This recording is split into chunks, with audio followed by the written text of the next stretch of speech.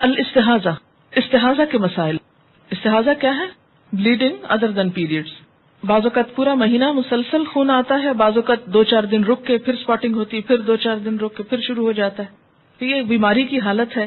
اس میں حکم حیض اور نفاس سے مختلف ہے. جس خاتون کو استحاضہ سے پہلے ایام حیض معلوم ہو، یعنی ہر ماہ کس تاریخ کو شروع ہوتے ہیں اور کتنے دن رہتے ہیں، اسے گزشتہ عادت کے مطابق حیض کے ایام شمار کر کے باقی ایام کو استحاضہ کے ایام شمار کرنا چاہیے اور اس مدت میں استحاضہ کے حکم پر عمل کرنا چاہیے. ایام حیض گزارنے کے بعد مستحاضہ کو غسل کر کے معمول کے مطابق نماز روزہ ادا کرنا چاہیے. عن عائشہ رضی اللہ عنہا انہا قالت فاطمہ بنت ابی حبیش لرسول اللہ صلی اللہ علیہ وسلم یا رسول اللہ انی لا اطہر افادع الصلاۃ فقال رسول اللہ صلی اللہ علیہ وسلم انما ذلك عرق وليس بالحیضۃ فاذا اقبلت الحیضۃ فاترک الصلاۃ فاذا ذهب قدرها فاغسلی عنک الدم وصلی. رواہ البخاری.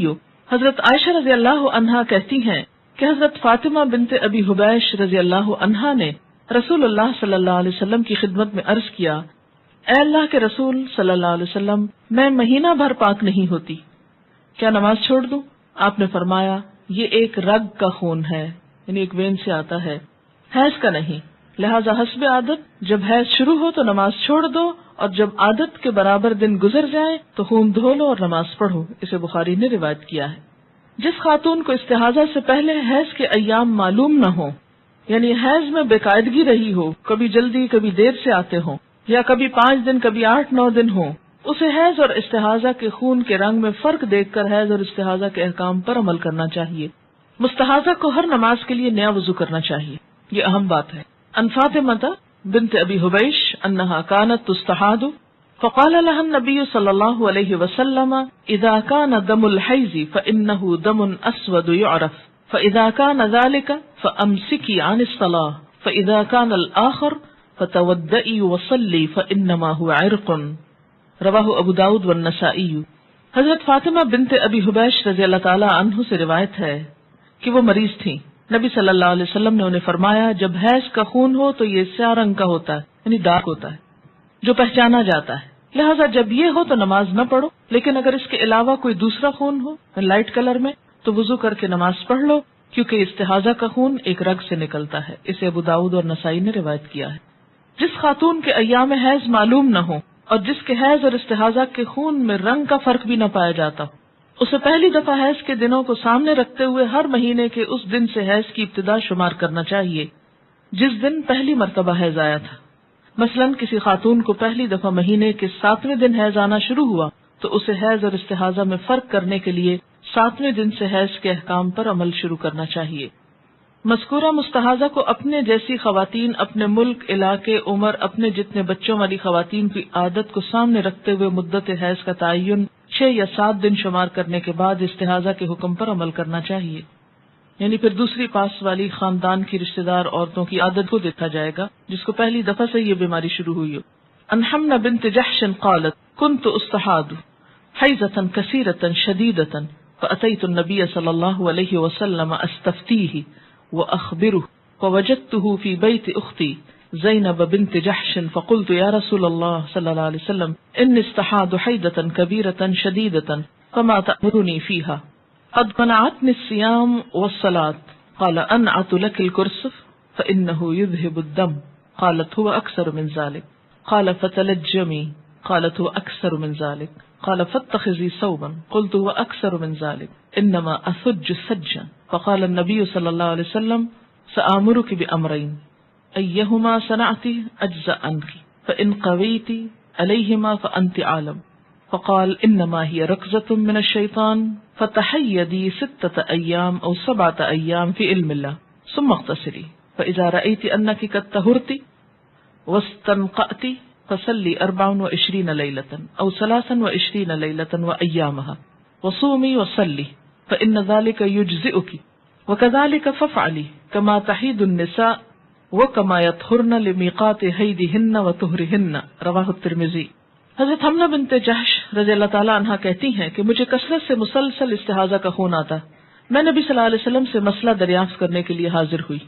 اب آپ کہیں گے کہ لو اس عورت کو شرم نہیں آئی کہ آپ سے ایسی باتیں کر رہی ہے جا کر. آپ دیکھیے کہ جس طرح ایک ڈاکٹر کے پاس جا کر، ایک طبیب کے پاس جا کر انسان اپنی بیماری کا ذکر کرتا ہے اور اس سے دوا یا علاج میں مشورہ لیتا ہے، تو اسی طرح ایک روحانی معالج کے پاس جا کر اپنے دین کے مسائل کے بارے میں فتویٰ لینے میں حرج نہیں. اور خاص طور پر اللہ کے رسول صلی اللہ علیہ وسلم سے جب تک اس بات کی وضاحت نہ ہوتی تو کوئی خاتون بھی اس قابل نہ تھی کہ ان باتوں کے جواب دیں. سوال پوچھتی ہے، میں نے عرض کیا اللہ کے رسول صلی اللہ علیہ وسلم مجھے استحاضہ کی بیماری ہے اور خون بڑی کثرت سے مسلسل آتا ہے جس نے مجھے نماز روزے سے روک رکھا ہے، اس کے بارے میں آپ کا کیا حکم ہے؟ آپ نے فرمایا میں تمہیں روئی استعمال کرنے کی ہدایت کرتا ہوں کیونکہ وہ خون چوس لیتی. حضرت حمنہ نے عرض کیا خون تو اس سے زیادہ ہے. آپ نے ارشاد فرمایا کہ روئی کے اوپر یعنی کپڑا کس لیا کرو. میں نے عرض کیا اس سے بھی زیادہ ہے. آپ نے فرمایا پھر کپڑا ہی استعمال کرو. میں نے عرض کیا وہ اس سے بھی زیادہ ہے، بہت زیادہ جاری ہوتا ہے. تب آپ صلی اللہ علیہ وسلم نے فرمایا میں تمہیں 2 باتوں کا حکم دیتا ہوں، ان دونوں میں سے جس پر چاہو عمل کر لو، وہ تمہارے لیے کافی ہوگا، اور اگر دونوں پر عمل کرو تو تمہاری مرضی. استحاضہ شیطان کی ٹھوکر میں سے ایک ٹھوکر ہے، جبکہ حیض تو تمہیں 6 یا 7 دن ہی آتا ہے. ان دونوں کا علم اللہ ہی کے پاس ہے، لہٰذا ان 6-7 دنوں کے بعد غسل کرو. جب محسوس کرو کہ اس غسل کی وجہ سے پاک صاف ہو گئی ہو تو 23 یا 24 روز نماز روزہ کرو، یہ تمہارے لیے کافی ہوگا. اور پھر ہر ماہ اسی طرح کر لیا کرو جیسا کہ حیض والی عورتیں حیض کے وقت کرتی ہیں اور پاک عورتیں پاکیزگی کے وقت کرتی ہیں. اسے ترمذی نے روایت کیا ہے. استحاضہ وہ خون ہوتا ہے جو ایام حیض کے بعد خاکی یا زرد رنگ کا جاری ہوتا ہے. یہ ایک مرض ہے.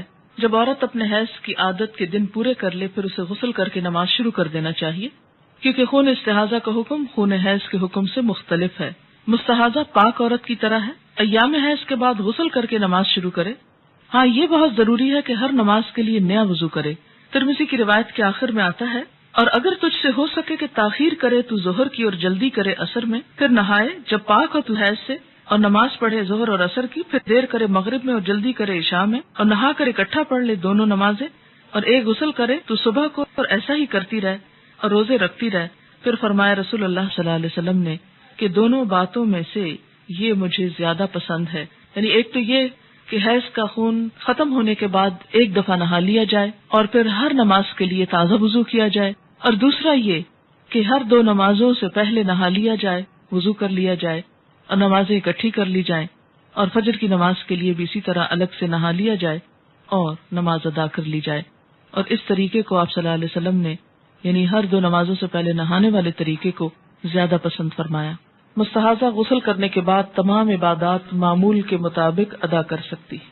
عن عائشہ رضی اللہ عنہا ان النبی صلی اللہ علیہ وسلم اعتکف معه بعض نسائه وهي مستحاضۃ رواہ البخاری. حضرت عائشہ رضی اللہ تعالی عنہا فرماتی ہیں کہ نبی اکرم صلی اللہ علیہ وسلم کے ساتھ آپ کی ایک زوجہ حالت استحاضہ کے باوجود اعتکاف کیا کرتی تھی. اسے بخاری نے روایت کیا ہے. غسل کرنے کے بعد مستحاضہ سے صحبت کرنا جائز ہے. عن اکرمۃ رضی اللہ عنہ قال كانت ام حبیبۃ تستحاض وكان زوجها يغشاها رواہ ابو داؤد. حضرت اکرمہ رضی اللہ تعالی عنہ فرماتے ہیں کہ ام حبیبہ رضی اللہ عنہا استحاضہ کی مریض تھی اور ان کے شوہر عبد الرحمن بن عوف رضی اللہ عنہ ام حبیبہ سے غسل کرنے کے بعد صحبت کیا کرتے تھے. اسے ابو داؤد نے روایت کیا ہے. مسئلہ 84 میں ہے کہ نہانے کے بعد براؤن اور زرد ڈسچارج کو اہمیت نہ دی جائے. اور اس کے بعد حضرت عائشہ کی حدیث میں خواتین ڈبیا میں روئی رکھ کر بھیجتی جس میں بھی کچھ زردی باقی ہوتی، اور آپ فرماتی کہ انتظار کرو جب تک کہ شفاف پانی نہ ہو. یہ دونوں باتیں ایک دوسرے کے متضاد ہیں، پلیز وضاحت کر دیں. یہ متضاد نہیں ہیں، سمجھنے کا فرق ہے. بات یہ ہے کہ ایک عورت سب سے پہلے تو اپنی عادت دیکھے کہ کس وقت اس کو پیریڈ شروع ہوتے ہیں اور کس وقت ختم ہو جاتے ہیں. مثلاً ایک خاتون کو صبح 8 بجے بلیڈنگ شروع ہوئی اور چوتھے دن 8 بجے وہ بالکل پاک ہو گئی، اور یہی اس کی عادت ہے عموماً 1-2 گھنٹے کے اوپر نیچے فرق سے. اب اس نے نہا لیا، ظہر پڑھ لی، عصر پڑھ لی، مغرب پڑھ لی، کچھ بھی نہیں تھا، بالکل صاف تھی. کہ عشاء کی نماز کے وقت اس نے دیکھا کہ یلوش ڈسچارج ہے تھوڑا سا. تو اب یہ سارا دن پاک رہنے کے بعد اگر تھوڑا سا یلوش ڈسچارج نظر آتا ہے تو یہ کنسیڈر نہیں کیا جائے گا، دوبارہ نہانے کی ضرورت نہیں، نماز پڑھیں. لیکن ایک عورت ابھی پوری طرح پاک ہی نہیں ہوئی اور ابھی ڈسچارج ہو رہا ہے، ریڈ تو نہیں لیکن براؤن اور یلوش ہو رہا ہے، اور ابھی پاکی ہوئی نہیں، تو ایسے میں وہ نہائے مت جب تک کہ وہ وائٹ ڈسچارج نہ دیکھ لے. تو یہ 2 مختلف باتیں. نہیں، جب وائٹ ڈسچارج دیکھنا شروع کر دیں اور آپ نہا چکے اور ایک دن کے بعد پھر آپ یلوش دیکھیں تو کنسیڈر نہ کریں. لیکن ابھی وائٹ ہوا ہی نہیں شروع اور یلوش کنٹینیو کر رہا ہے تو جب تک وائٹ نہ آ جائے تو آپ نہائیں گے نہیں. سمجھ گئے یہ بات؟ سوال ہے اگر رات کو عشاء کے بعد وطر نہ پڑھیں کہ تہجد کے وقت پڑھ لیں گے، اس دوران حیض آ جائے تو کیا بعد میں وطر کی قضا پڑھیں گے؟ جی ہاں، وطر کی قضا پڑھیں گے. یا مثلاً آپ نے ارادہ کیا کہ آپ تہجد پڑھیں گے، اتفاق یہ ہوا کہ آپ کی آنکھ نہیں کھلی، تو آپ کیا کریں؟ فجر کی سنتیں پڑھنے سے پہلے وطر پڑھ لیں. لیکن اگر بھول گئے تو پھر کیا کریں؟ دن کے کسی حصے میں اس کی قضا پڑھ لیں. دبر کیا ہوتا ہے؟ اینس کو ANUS پیٹھ کو کہتے ہیں. اگر شلوار پر ایک اسپاٹ حیض کا لگا ہو، واشنگ مشین میں دوسرے کپڑوں کے ساتھ کیا اس کو دھو سکتے ہیں؟ ایسا نہ کیجیے، اس کے داغ کو الگ سے اتار کر واشنگ مشین میں ڈالیے، اور اگر آپ نے اس کو دھونا ہے تو یا تو الگ دھوئیے تاکہ سارے کپڑوں میں نجاست نہ پھیلے. اور اگر بھول کے ایسا کر بیٹھے اور ہو گیا تو سارے کپڑوں کو اچھی طرح پاک کر لیجیے. اور پاک کرنے کا طریقہ کیا ہے کہ کم از کم 3 دفعہ ان کو اس طرح دھویا جائے کہ سارا اس میں سے پانی نچوڑ لیا جائے، اور آخری مرتبہ جب وہ پانی نچڑے تو وہ صاف نظر آنا چاہیے. اگر کسی کو نماز کے دوران بلیڈنگ شروع ہو جائے تو کیا اس نماز کی قضا بھی ادا کی جائے گی؟ جی ہاں، اس لیے کہ نماز جب ایک دفعہ شروع کر دی جاتی تو بیچ میں اگر وہ ٹوٹ جائے تو اس کی قضا لازم ہوتی، اور ٹوٹنے کی وجہ کوئی بھی ہو سکتی. عام وجوہات کے علاوہ زور سے ہنس پڑنا، کہکا لگانا جو ہے یہ بھی نماز توڑ دیتا. مثلا آپ نے نفل نماز شروع کی، آپ نماز پڑھ رہے تھے کہ وضو ٹوٹ گیا، کوئی بھی وجہ ہو سکتی ہے وضو ٹوٹنے کی، آگے آئیں کی وجوہات. تو اس میں کیا ہے کہ اب آپ یہ نہیں کہہ سکتے اچھا نفل ہی پڑھ رہی تھی نا، خیر ہے اب چلو چھوڑو. نہیں، جب آپ نے ایک نماز شروع کر لی اور وہ بیچ میں کسی وجہ سے فاسد ہو گئی تو دوبارہ وضو کر کے یا پاک ہونے کے بعد اس نماز کو ادا کیجیے، اس کو توڑ چڑھائیے، جس کو کہتے ہیں نا سرے لگانا. نفل ہو، فرض ہو، سنت ہو، وطر ہو، تہجد ہو، کچھ ہو، اس سے کوئی فرق نہیں پڑتا کہ وہ نفل ہے یا فرض ہے. اسی طرح روزہ ہے، مثلا رمضان میں آپ نے روزہ رکھا اور آپ کا ٹوٹ گیا روزہ بیچ میں تو آپ کو قضا رکھنی ہوگی، خواہ ایک لمحہ پہلے ہی کیوں نہ ہو. سوال ہے اگر پیریڈز ختم ہو جائیں اور بغیر نہائے ہسبینڈ سے تعلق قائم کیا جائے تو کیا یہ جائز ہوگا؟ یہ پیریڈز کے بعد پہلے پاکی حاصل کی جائے اور پھر شوہر سے تعلق قائم کیا جائے. آیت ہے وَيَسْأَلُونَكَ عَنِ الْمَحِيضِ قُلْ هُوَ أَذًى فَاعْتَزِلُوا النِّسَاءَ فِي الْمَحِيضِ وَلَا تَقْرَبُوهُنَّ حَتَّى يَطْهُرْنَ فَإِذَا تَطَهَّرْنَ فَأْتُوهُنَّ مِنْ حَيْثُ أَمَرَكُمُ اللَّهُ إِنَّ اللَّهَ يُحِبُّ التَّوَّابِينَ وَيُحِبُّ الْمُتَطَهِّرِينَ. اس سے کیا پتہ چلتا ہے پسندیدہ صورت کیا ہے؟ یحب المتطہرین. تو اصل جو ریکوائرڈ ہے وہ کیا ہے؟ فَإِذَا تَطَهَّرْنَ. لیکن کسی حد تک رخصت ہو سکتی ہے حتی یطہرنا سے بھی. یطہرنا کا کیا معنی ہے؟ ڈسکنٹینیویشن آف مینسٹرل بلیڈنگ یا بلڈ گیلنگ. اب آپ دیکھیے کہ یہ ختم ہو گیا لیکن ابھی نہانے کی ضرورت ہے. تو بعض فقہا یہ کہتے ہیں کہ اس حالت میں اگر ایسا ہو جائے تو کفارے کی ضرورت نہیں. اچھا، یہ جو ایک بات اور تھوڑی سی واضح کر دوں کہ یہ جو بتایا گیا تھا نا کہ پیریڈز کے دوران انٹرکورس کا کفارہ 1 دینار اور جب یلوش ڈسچارج ہو تو ½ دینار ہے، اس کے بارے میں تھوڑی سی وضاحت اور کرنا چاہوں گی. پہلی بات یہ کہ پیریڈز کے دوران انٹرکورس حرام ہے. اگر کوئی اس کو حلال جانے تو وہ حرام کا مرتکب ہوگا. امام نووی یہاں تک کہتے ہیں کہ وہ مرتد ہے کیونکہ اس کی حرمت قرآن سے ثابت ہے. اگر کوئی کہے کہ نہیں حرام نہیں حلال ہے تو اس کے لیے بہت سخت الفاظ آئے ہیں. اگر کوئی جان بوجھ کر کرے، حرام تو سمجھتا ہے لیکن جان بوجھ کے کر لیا، کیا فرق پڑتا ہے؟ کہ یہ گناہ کبیرہ ہے. لیکن امام مالک، ابو حنیفہ، احمد اور شافعی کی ایک روایت میں آتا ہے کہ کفارہ نہیں. اس کے برعکس عطا، ابن ابی ملیکہ، شعبی، نخی، مکحول، زہری، ابو الزناد، ابو ایوب سختیانی، سفیان ثوری اور لیث بن سعد کا قول ہے کہ اس پہ کفارہ واجب ہے. کفارہ ایک بردے کا آزاد کرنا یعنی غلام آزاد کرنا، اور باقی لوگوں نے کہا کہ 1 دینار یا ½ دینار صدقہ کرنا ہے. اور دلیل ان کی ابن عباس کی حدیث ہے، جو شخص اپنی عورت سے حالت حیض میں جمع کرے وہ 1 دینار صدقہ دے یا ½ دینار. لیکن یہ حدیث بعض کے نزدیک صحیح کے درجے پر نہیں، تو اس لیے اس مسئلے میں اختلاف ہوا. یعنی گناہ کبیرہ تو ہے لیکن جہاں تک کفارہ دینے کا تعلق ہے تو اس میں دوسری رائے بھی میں نے آپ کو بتا دی ہے. اب آپ دیکھیں کہ اگرچہ حدیث صحیح کے درجے پر نہیں اسی وجہ سے علماء میں اختلاف ہوا. لیکن بات یہ ہے کہ گناہ کبیرہ کا اگر کفارہ کسی حسن درجے کی حدیث سے بھی یا اس سے کم درجے کی حدیث سے بھی ثابت ہوتا ہے تو اس میں یہ کہ احتیاط کا تقاضا یہی ہے کہ انسان دنیا میں ہی ایسے گناہوں کا کفارہ دے دے تاکہ آخرت میں پکڑ نہ ہو. کفارہ اصل میں کیا ایک طرح کا فائن ہوتا ہے نا کہ انسان نے اللہ کی حد توڑی. قرآن میں اللہ تعالیٰ منع کر رہے ہیں فاعتزلوا النساء، چھوڑو عورتوں کو فی المحیض، اس حالت میں الگ ہو جاؤ ان سے، مت ستاؤ ان کو.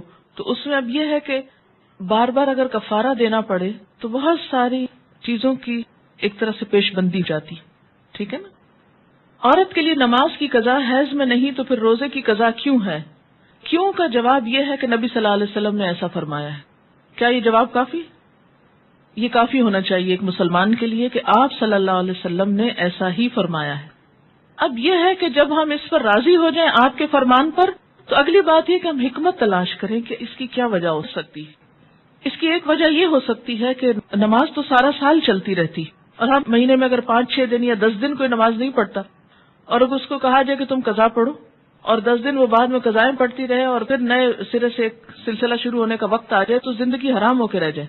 یا اسی طرح نفاس کی حالت میں 40 دن نماز نہیں پڑھی، اس کے بعد جی اب پاک ہو گئے، اب نمازیں شروع کرو اور ساتھ بچے کو دودھ بھی پلاؤ اور اس کی نجاست بھی صاف کرو اور ساتھ پچھلی نمازیں بھی قضا کرو. کس قدر مصیبت ہو جاتی. لیکن روزہ رکھنے میں ایک تو یہ کہ اتنی مشکل نہیں ہوتی، دوسرا یہ کہ سال میں ایک دفعہ آتے ہیں.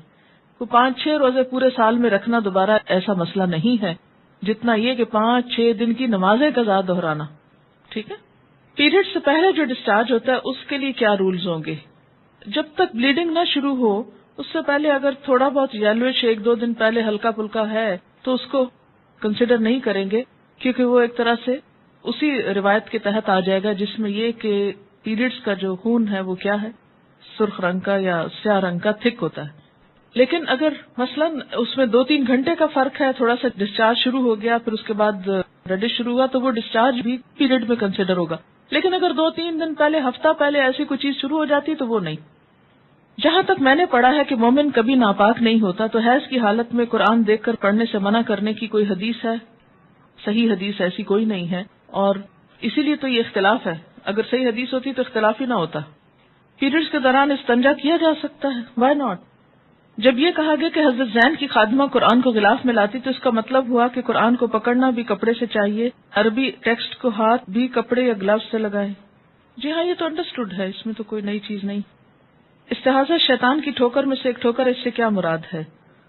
اس سے مراد یہ ہے کہ بسا اوقات شیطان فزیکلی بھی انسان کو نقصان پہنچاتا ہے، یہ جنات. ٹھیک ہے. یعنی بعض بیماریاں جنات کے فزیکل ہارم کرنے سے بھی ہو سکتی، یہ مراد ہے. جیسے آج کل یہ بات بہت عام ہو گئی ہے کہ کینسر کے بارے میں یہ کہا جاتا ہے کہ اس میں کچھ ایسی چیزیں پائی جاتی ہیں یا کچھ اور امراض کے بارے میں یہ ریسرچ ہو رہی ہے. کل ہی مجھے کسی نے بتایا ہے. اب ہر سنی سنائی بات کو آگے کہنا تو نہیں چاہیے، مجھے اس کی حقیقت نہیں معلوم، لیکن ہو سکتا ہے کہ کہیں آپ کو اس کی دلیل مل جائے کہ امریکہ میں اب ہر ہاسپٹل کے ساتھ ایک پریسٹ کو ہائر کیا جا رہا ہے کہ بہت سی بیماریاں ایسی سامنے آ رہی ہیں کہ جن کی کوئی فزیکل ریزن ہوتی نہیں. سارے ٹیسٹ کلیئر ہیں، سب کچھ موجود ہے، لیکن اس کے باوجود مریض یا بے ہوش ہے یا وہ سانس نہیں پراپر لے سکتا یا کوئی اور ایسی ان یوزول قسم کی علامات. تو اس میں تجربات سے یہ ثابت ہوا ہے کہ بسا اوقات ان پہ بائبل کے کچھ حصے پڑھے گئے یا کچھ جنتر منتر پڑھے گئے تو وہ درست ہو گئے. تو اب باقاعدہ یہ ایک طریقہ علاج کے طور پر ایسا ہو رہا ہے. تو اس سے کیا پتہ چلتا ہے کہ اسلام نے تو 1400 سال پہلے ہی جنات اور ان کی شرارتوں اور ان کے شر سے بچنے کی تعلیم دی ہے ہم کو. تو جنات کا شر جہاں اسپرچل ہوتا ہے بسا اوقات فزیکل بھی ہوتا ہے. بعض اوقات آپ نے دیکھا ہوگا کہ آپ سوئے میں اور آپ پر ایسا بوجھ پڑ رہا ہے کہ آپ اٹھ نہیں پا رہے ہوتا. بعض اوقات یکایک کوئی درد اٹھتا ہے حالانکہ اس کی کوئی لوکل ریزن نہیں پتہ چلتی. اور جنات جو ہے انسان کے جسم میں بہت آسانی سے داخل ہو جاتے ہیں، بالکل ایسے جیسے دیوار کو پار کر لیتے بغیر کسی مشکل کے. اصل حقیقت تو اللہ ہی جانتا ہے، لیکن چونکہ حدیث میں آیا اس لیے ہم یقین کرتے ہیں. یہ بتا دیں کہ جو لوگ کپڑا استعمال کرتے ہیں خاص کر ماسیاں، وہ کہتی ہیں کہ پھینکنا نہیں چاہیے، اس کو دھونا چاہیے اور نہ دھوئیں تو بہت گناہ ہے. گناہ کی بات کہتے ہوئے تو میں ذرا جھجکوں گی، لیکن بات یہ ہے کہ 2-3 وجوہات سے اس بلڈ کو ڈسٹرائے کرنے کا اہتمام کرنا ضروری ہے. نمبر 1 تو یہ کہ نجاست ہے. اپنی نجاست کو کسی بھی انسان کے لیے، خواہ وہ سرونٹ سے کیوں نہ ہو، اس کے لیے کھلا چھوڑ دینا، کیا یہ انسانیت ہے؟ بتائیے مجھ کو. بعض لوگ ٹوائلٹس میں جاتے ہیں، پبلک ٹوائلٹس میں فلش نہیں کرتے.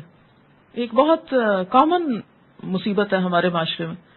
کوئی بھی ایمان والا بندہ، کیونکہ طہارت نصف ایمان ہے، اپنی نجاست خواہ وہ کسی قسم کی ہو دوسروں کے لیے کھلی چھوڑ دے گا، کیونکہ اس میں صرف کسی دوسرے کی نجاست کو نگاہوں سے دیکھنے سے بھی اذیت اور تکلیف ہوتی. ایسا نہیں کرنا چاہیے. اس لیے اس بلڈ کو دھو کر بہا دینا چاہیے. ٹیپ کے نیچے رکھیں، تھوڑی دیر کے بعد بہہ جائے گا. اسی طرح اگر کوئی ایسا موقع نہ ہو تو کسی نہ کسی لفافے وغیرہ میں پیڈز ڈال کر پھینکنے چاہیے. ایک اور وجہ یہ ہے کہ یہ بات ریپیٹڈلی سننے میں آئی ہے کہ جو لوگ جادو کے لیے چیزیں استعمال کرتے ہیں کسی کی، ان میں ان کے بال، ناخن، کیونکہ جسم کا حصہ ہوتا ہے نا، یعنی کسی کے اوپر جادو اثر کرنے کے لیے ضروری ہوتا ہے کہ اس کے جسم کا کوئی حصہ ملے. تو جہاں بالوں کو کہتے ہیں احتیاط سے پھینکیں، جہاں ناخنوں کو احتیاط سے پھینکیں، وہاں پر خواتین کا جو حیض کا خون ہے اس کو بھی ڈسٹرائے کرنے میں احتیاط برتیں، کیونکہ غلط قسم کے جو جادو ہوتے ہیں اس میں نجس خون استعمال ہوتا ہے. یعنی نجس خون استعمال کیا جاتا ہے لکھنے میں یا کسی بھی طرح اس عمل کے اندر. بسا اوقات یہ پتلے بنائے جاتے ہیں، ان کو ان میں لپیٹ کے دفنایا جاتا ہے، بعض اوقات لکھا جاتا ہے، اس سے بعض اوقات بہت ہی غلط قسم کے کام ہوتے. اس اعتبار سے بھی اس کو ڈسٹرائے کرنا ضروری ہے. یہ بھی ہو سکتا ہے کہ گھر کے کسی کونے میں کوئی ایسی جگہ بنا لیں کہ جہاں ان کو جلایا جا سکے، کوئی ایسا ٹن وغیرہ رکھ کے ڈھک کے، یا سب سے آسان اور بہتر طریقہ تو یہ کہ دھو کے بہا دیا جائے. لیکن اگر وہ مشکل ہو، ممکن نہ ہو، تو کوئی بھی طریقہ جس سے یہ نجاست کسی کی نگاہوں کے سامنے نہ آئے اور کسی غلط مقصد کے لیے استعمال نہ ہو سکے، یہ نہایت ضروری ہے. میں نے صحیح بخاری میں پڑھا تھا کہ اگر دوران صحیح خون آ جائے تو صحیح ختم نہ کریں، پوری کر دیں. چونکہ حج قریب ہے، اس کو کنفرم کر کے بتائیں. جی ہاں، اس میں یہ کہ اگر 3 چکر ہو گئے، 4 ہو گئے تو باقی بھی گزرنا ہی ہے اصل میں، تو بجائے اس کے کہ فوراً نکل جائے اس کو پورا کر لیں. یعنی ایک شخص کا بیچ میں ہونا اور بات ہے، اور بذات خود مسجد کے اندر آ کر پھر یہ کام شروع کرنا اور چیز ہے. ہم نے بچپن سے آج تک یہی سنا کہ حیض کی ناپاکی اگر کپڑے پر لگ جائے تو اس حصے کو دھونے کے بعد پورے کپڑے کو 3 بار دھو کر پاک کریں. ایسی کوئی تکلیف دہ بات نہیں ہے، اس لیے اب آپ طریقہ بدل لیں. اور اس کا طریقہ یہ بتایا جاتا ہے کہ پورے کپڑے پر پانی بہائیں، پھر اسے اچھی طرح نچوڑیں، یعنی جتنی طاقت ہو نچوڑ کر سارا پانی نکالیں. پھر اسی طرح دوسرا، پھر اسی طرح تیسری دفعہ کریں. بعض لوگوں کا تو کہنا ہے کہ پانی کا آخری قطرہ تک نچوڑنا ضروری ہے، پھر کپڑا پاک ہوگا. تو وہ جو خود اپریٹ ہو جاتا ہے اس کا کیا ہوگا؟ وہ بھی تو نکل ہی جاتا ہے نا، اس کے اندر تھوڑا رہتا ہے. عموماً واش روم میں ایسے کپڑے پاک کیے جاتے ہیں، تو کیا اس سے واش روم کا فرش بھی نہ پاک ہو جائے گا؟ اس میں یہ ہے کہ چھینٹے نہ اڑائیں، کسی ٹب یا ٹیپ کے آگے رکھ کر اس کو دھو کے بہا دیں، اور پھر اگر مثلا سنک یوز کیا یا کوئی اور جگہ یوز کی ہے تو اس کو اچھی طرح بعد میں وم لگا کر یا مٹی سے کسی بھی چیز سے دھو ڈالیں تاکہ اس کی نجاست چلی جائے. یہ نہ ہو کہ اس میں نجس چیز لگی ہوئی ہو، کوئی اور آئے اور وہاں وضو کرنے کھڑا اور وہ پانی اچھل کے سارا اس کے کپڑوں پہ جا پڑے. خدا کے لیے ایسے کام نہ کریں. اور اسی طرح کسی ایسی ٹیپ کے نیچے بھی مت دھوئیں کہ جس سے وہ سارا دھوتے ہوئے پانی آپ کے کپڑوں پہ اور دیواروں پہ پڑ رہا ہے اور سارا کچھ نجس ہو رہا ہے. اور اگر ایسا کچھ ہو گیا ہے تو لوٹے سے سب کچھ پھر پانی بہا کے اس کو صاف کر دیں. جیسے وہ پیچھے حدیث میں پڑا ہے کہ بدو نے پیشاب کر دیا تو آپ نے کہا پانی کا ڈول بہا دو. پیریڈز ختم ہونے پر وائٹ تھک ڈسچارج نکلتا ہے جو 3 دن تک خارج ہوتا ہے. کیا ہر نماز کے ساتھ نیا وضو کرنا ہوگا؟ جی ہاں، جب بھی ڈسچارج ہو، خواہ وائٹ ہو یا یلوش ہو، تو اس میں دوبارہ وضو کرنا ہوگا. اور اگر کپڑوں پر لگ جائے تو کیا کپڑے ناپاک ہو جائیں گے؟ تو اس میں کیوں لگ جائے؟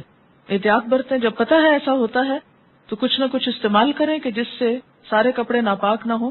ناپاک کپڑے پہن کے پھرنا ساری طبیعت کو مقدر کر دیتا ہے، انسان کے باقی کاموں میں رکاوٹ ہوتی. حیض میں بے قاعدگی ہو، 10 دن بعد بھی حیض آئے اور رک رک کر آئے، مثلا 2 دن نہیں آئے پھر آنا شروع ہو گیا، 4 دن بند رہا پھر 3-4 دن شروع ہو گیا، اس طرح 15-20 دن تک ہوتا رہا، نماز کا حکم کیا ہوگا؟ یہ بڑا اہم مسئلہ ہے جو عام طور پر مینوپاز شروع ہونے کے بعد خواتین کو پیش آتا ہے. ٹھیک، اس میں کیا ہوگا؟ پھر وہی استحاضہ والی حدیث سامنے رکھی جائے گی کہ جن دنوں میں پیریڈز کی بلیڈنگ جیسا خون نکلے اور پچھلی عادت کے مطابق ہو، ان دنوں کو پیریڈز شمار کیا جائے گا اور باقی دنوں کو استحاضہ شمار کیا جائے گا، کیونکہ کوئی حیض 15 دن تک جاری نہیں رہتا۔ بچے کی پیدائش سے پہلے کب تک نماز پڑھنے کا حکم ہے؟ مثلاً واٹر بیگ پھٹ جائے کئی گھنٹوں پہلے یا بلیڈنگ شروع ہو جائے۔ مجھے کسی نے بتایا کہ بچے کے پیدا ہونے کے بعد سے نماز چھوٹتی ہے، مجھے معلوم نہ تھا، میں نے بچوں کی پیدائش میں اس وقت سے نماز چھوڑ دی جب ڈسچارج شروع ہوا، اب میں کیا کروں ان نمازوں کا؟ اس میں یہ ہے کہ جب واٹر بیگ پھٹ جائے تو آپ سمجھیں کہ ولادت بالکل قریب ہے اور اس وقت سے نمازیں جو ہیں وہ چھوٹ جائیں گی۔ جو پہلے ڈسچارج تھوڑا بہت ہوتا ہے اس سے نماز نہیں چھوٹتی، کیونکہ وہ نفاس کا حصہ نہیں ہوتا، نفاس ولادت کے بعد ہی شروع ہوتا ہے۔ اگر کسی کی عادت حیض جب شروع ہو تو 3 دن تک کی ہو، پھر عمر بڑھنے کے ساتھ 5 دن ہو جائیں، جو بھی ہو اصل چیز عادت شمار ہوگی، ٹھیک ہے؟ اور اس کا کلر، استحاضہ کے پرابلم میں انسان کے ساتھ کئی دفعہ ایسا ہوتا ہے کہ پیریڈز کا یا اسپاٹنگ کا ٹرینڈ بدلتا رہتا ہے۔ میں نے یہ سب احادیث پڑھی ہیں، مگر کئی بار فیصلہ کرنا بہت مشکل ہو جاتا ہے، اس لیے مجھے معلوم ہے کہ کئی بار مجھ سے اس میں غلطی ہوئی ہوگی جبکہ نیت نہ تھی۔ اس کا کفارہ کیا ہے؟ اس میں یہ کہ شک دور کرنے کے لیے نماز دہرا لی جائے۔ حالت طہر کی مدت جیسا کہ آپ دیکھ رہے ہیں، آپ صلی اللہ علیہ وسلم کی حدیث میں کیا ہے، کتنے دن بتایا گیا ہے؟ 23-24 دن، ٹھیک ہے؟ نہیں، بیچ کا وقفہ جو ہے 23-24 دن کا اس حدیث سے پتہ چلتا ہے۔ لیکن بعض لوگوں کے پیریڈز 10 دن تک ہوتے ہیں تو ان کا وقفہ طہر جو ہے وہ کم ہو جاتا ہے، مثلا 20 دن ہوتا ہے، پھر دوبارہ پیریڈ شروع ہو جاتے ہیں۔ اس میں آپ دیکھیے کہ ہر ملک، علاقے، خاندان، مزاج سے فرق پڑ جاتا ہے۔ مثلا کئی بار 10 یا 12 دن پیریڈز کے بعد کلین بات لیں، پھر 4 دن بعد پھر بلیڈنگ سٹارٹ ہو تو کیا کرے؟ وہ استحاضہ شمار ہوگی، ٹھیک ہے؟ اس طرح اگر 15 دن بعد ہو تو کیا کریں؟ چونکہ فقہی کتب میں طہر کی کم از کم مدت 15 دن بتائی جاتی ہے، کیا اس کا مطلب ہے کہ 15 دن کے بعد آنے والے پیریڈز کو استحاضہ نہ سمجھا جائے گا؟ اگر وہ حیض کی طرح کا ہے تو حیض سمجھا جائے گا، اگر محض اسپاٹنگ سی ہو رہی ہے تو وہ پھر استحاضہ شمار ہوگا۔ یعنی اصل چیز اس میں علامات ہیں، نہ کہ صرف ڈیز۔ استحاضہ کی وجہ سے انسان کی عبادات بہت افیکٹ ہوتی ہیں، گلٹ رہتی ہے، یہ بالکل درست ہے، لیکن یاد رکھیے کہ جہاں تکلیف ہوتی ہے وہاں اجر بھی ہوتا ہے۔ تو جب کبھی بھی ایسی کوئی حالت بے چینی کا سبب ہو، تکلیف کا باعث ہو، صبر کرتے ہوئے اللہ سے بہترین اجر کی امید بھی رکھیں اور وسوسے کا شکار ہوئے بغیر اپنی عبادت جاری رکھیں۔ حیض کے خون کے بارے میں چاہوں گی کہ تھوڑا سا اگر آپ میڈیکل پوائنٹ آف ویو سے ان علامات کو جو بھی ہم نے پڑھی ہیں اگر مزید واضح کر سکیں تو ذرا مزید آسانی ہو جائے گی کہ کس طرح ڈٹرمن کریں پیریڈز کو۔ میڈم، کافی ریگولر ہوتا ہے لوگوں کا، موسٹ آف دا پیپل کا تو کافی ریگولر ہوتا ہے، اور 3-4 دن پیریڈز آتے ہیں، اس کے بعد بلڈ جو ہے اس کا کلر چینج ہونے لگتا ہے۔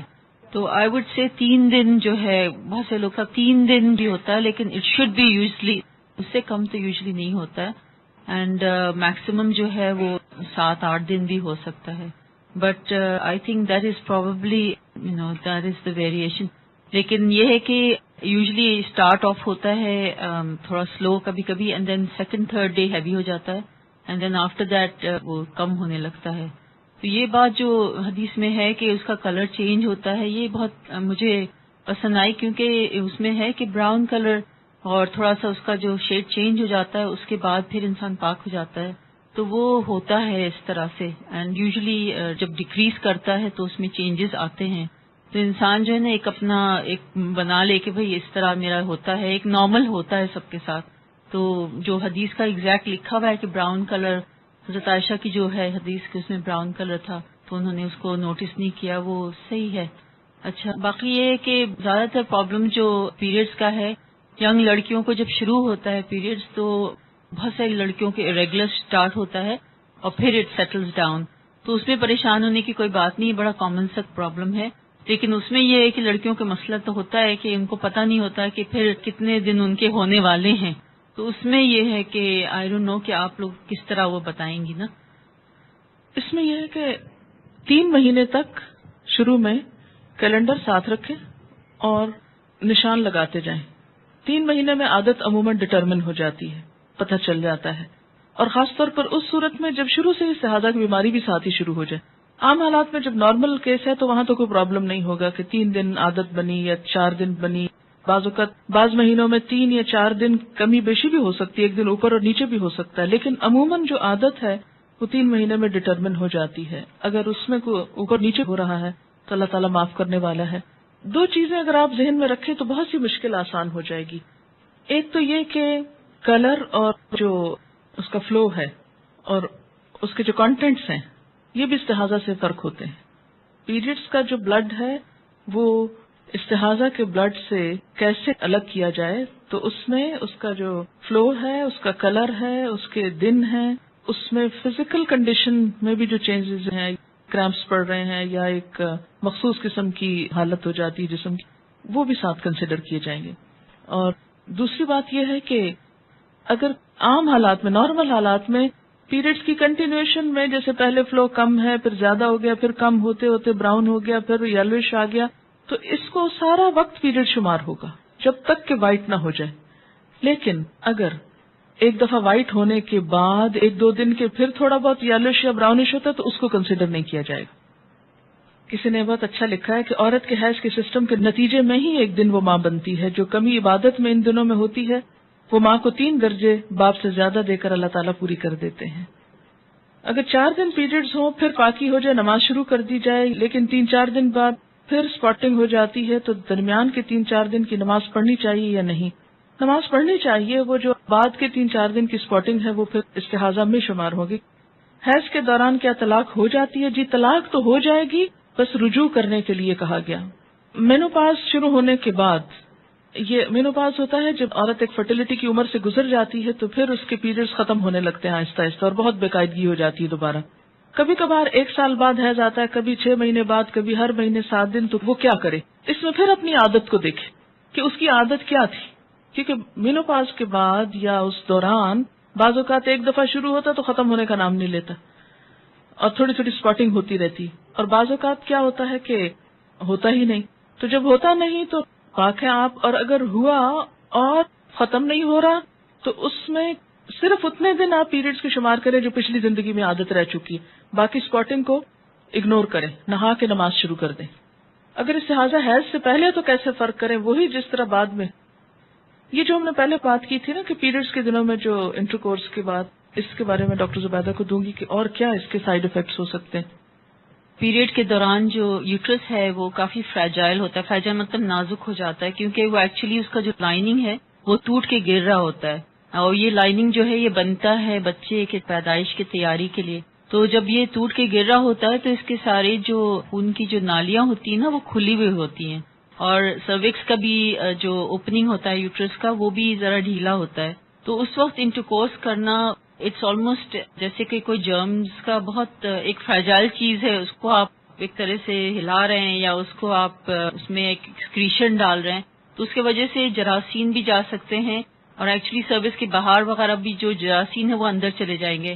تو ایک طرح سے ایک خطرہ ہوتا ہے، اور کافی آئی وڈ سے یہاں پہ اور بھی ڈاکٹرز ہیں، آئی وڈ سے کہ یہ میرا اپنا فیلنگ بھی ہے کہ اٹ از سم تھنگ جو کہ it is more sensible not to have intercourse, کیونکہ I would think it's definitely a dangerous thing to introduce something جس میں اتنا fragile ایک چیز ہے.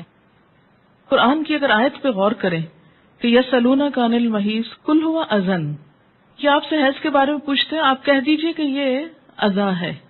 اذا جو ہے یہ لفظ اذیت بھی ہے، نجاست بھی ہے، دونوں معنوں میں استعمال ہو سکتا ہے.